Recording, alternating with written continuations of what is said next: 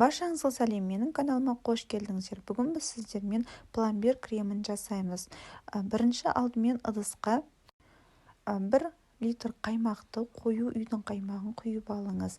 Бұл кремнің ерекшелігі бұл 2-ақ ингредиенттен жасалынады және дәмі өте керемет дәмді болып шығады, дәл мороженое сияқты болып.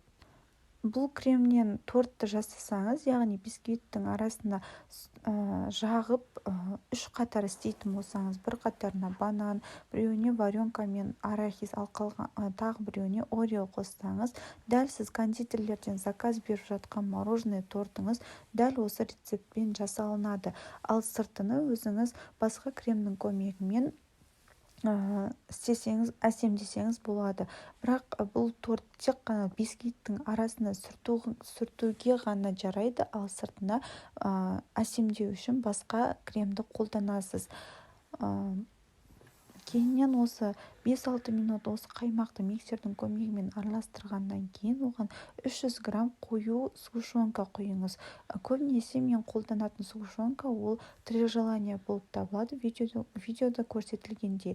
Осы 2 ингредиентті қосқаннан кейін миксердің көмегімен тағы 5-6 минут араластырасыз және ол масса қоюлануы керек болады. Дәл қазір видеода көрсетілгендей етіп араластырасыз. I've seen you in a movie, I heard you in a song. Now I know that this will never go wrong. Like you already knew me, that's why we get along. Негізі бұл крем пломбирдің құпия ингредиенті, ол кондитерский магазинде сатылатын пломбир эссенциясы болып табылады.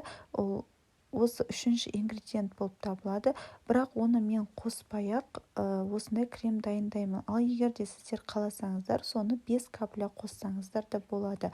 Осы креміміз осындай қою, дәмді болып шығады. Оны бисквитке сүрткеннен кейін міндетті түрде морозилкада қойыңыз, сонда ол қатып мороженое сияқты болып шығады.